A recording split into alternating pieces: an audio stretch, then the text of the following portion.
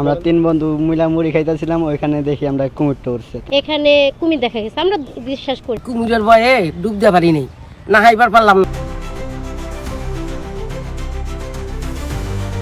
বুড়িগঙ্গা নদী, যে নদীতে পাওয়া যেত আগে বিশাল বিশাল ডলফিন সহ বিভিন্ন প্রজাতির মাছ, কিন্তু সময়ের ব্যবধানে সেখানে এখন শিং মাছ, কই মাছ, শেওলা, কচুরিপানা ও আবর্জনা ব্যতীত অন্য কোনো মাছ পাওয়াই দায়। কিন্তু সেখানে এক স্বনামধন্য প্রতিষ্ঠানের সংবাদে বলা হয়েছে বুড়িগঙ্গা নদীতে নাকি কুমির দেখা গিয়েছে। আমরা তিন বন্ধু মিলা মুড়ি খাইতেছিলাম, ওইখানে দেখি আমরা কুমিরটা উঠছে, তারপর আমরা ছবি তুলছি। এটা আমার ওখানে একটু পরপর উঠে, মানুষ দেখলে আবার ডুব দেওয়া জায়গা, আবার উঠে একটু পরপর মানুষ না থাকলে। তো আমরা এখানে লুডো খেলতেছি, তখন ভাইয়া বলতেছে কি এখানে কুমির দেখা গেছে, আমরা বিশ্বাস করি নাই। তারপর ভাইয়া দেখাইছে, আমরা কি তাহলে দেখি, পরে দেখি যে এটা সত্যি। ওই কুমিরের ভয়ে ডুব দিতে পারি নাই, না হাইবার পারলাম না, উঠে গেছি। কতক্ষণ গোসল করছেন? আরে বেশি না, নামছি আর উঠছি। কেন? এই কুমিরের ডরে। ছোটবেলা থেকেই সাধারণ জ্ঞান বইয়ে আমরা পড়েছি ঢাকা বুড়িগঙ্গা নদীর তীরে অবস্থিত। এই কথাটি বলা হতো কেননা বুড়িগঙ্গা নদীটি ঢাকার সাথে জালের মতো জড়িয়ে রয়েছে। আজ এই ঢাকা এতটাই ঘনবসতিপূর্ণ এলাকা যেখানে মানুষ থাকার স্থান নেই, এবং বুড়িগঙ্গা নদীর অবস্থা অত্যন্ত ভয়াবহ। কালো পানি, ময়লা আবর্জনায় ভরপুর এই বুড়িগঙ্গা নদীতে যেখানে পাওয়া যেত কই মাছ, শিং মাছ, সেখানে এখন মেলে হিংস্র সাকার ফিশ। তাহলে কিভাবে এই নদীতে একটি জলজ্যান্ত কুমির বাঁচতে পারে?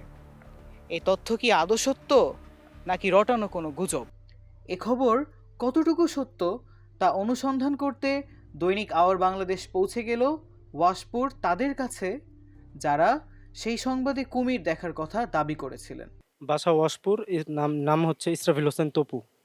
কতদিন যাবত আপনি এখানে বসবাস করছেন? জন্মস্থান থেকে। কিছুদিন আগে একটা স্যাটেলাইট চ্যানেল আপনাদের এখানে এসেছিল এবং তারা সেখানে একটি প্রতিবেদন তৈরি করেছিল যে আপনাদের এই বুড়িগঙ্গার ঘাটে নাকি কুমির দেখা গিয়েছে। এই বিষয়ে আপনি কিছু জানেন? এই বিষয়টা মূলত আমি যতটুকু জানি যে এটা একটা গুজব ছিল, আর এটা সাধারণত পোলাপাইন একটা ফাইজলামি করে এআই দিয়ে এটা বানানো হয়েছে মূলত।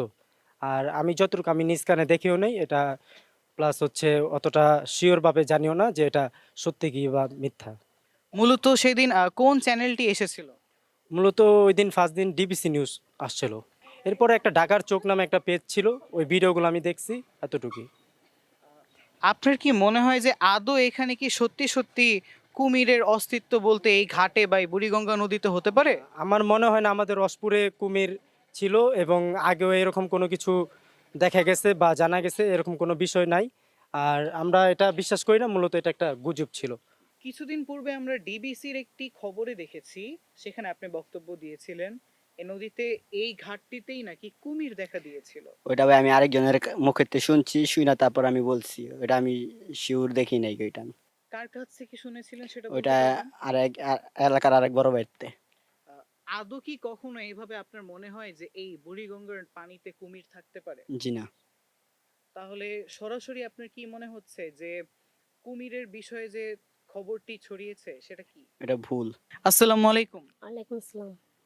আপনার স্যাটেলাইট চ্যানেলে আপনাকে দেখা গিয়েছিল, সে বিষয়টি কি বিষয়ে আপনি বক্তব্য দিয়েছিলেন? এটা সবাই বলা বলিতে আমি হুজুফে মানে বলে ফেলছি যে এখানে ইয়া আছে, কুমির আছে। কোন চ্যানেল এসেছিল? এটা ডিবিসি নিউজ আসছিল। তারা কি এসে এখানে যথাযথ সত্য যাচাই করার চেষ্টা করেছিল? উম, সে বলেছিল যে এখানে কি সত্যি তোমরা দেখেছো, পর আমরা অনেককে বলছি জি দেখেছি। আসলে কি আদৌ কখনো এখানে কুমির আপনি দেখেছেন? না, কখনো দেখিনি।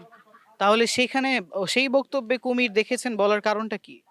এটা ওই যে সবাই বলতেছে যে কুমির দেখছি, এজন্য হুজুফে বলে ফেলছি। যে নদীতে খাওয়ার উপযোগী মাছই পাওয়া যায় না, সেখানে কুমির দেখার গল্পটির সত্যতা যাচাই না করে কিভাবে সংবাদ প্রকাশ হলো?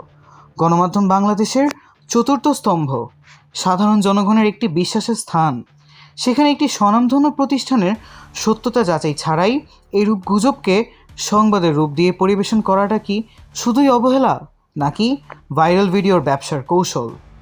ক্যামেরায় রিহাত হোসেনের সাথে সাহিল আহমেদ রুদ্র, দৈনিক আওয়ার বাংলাদেশ।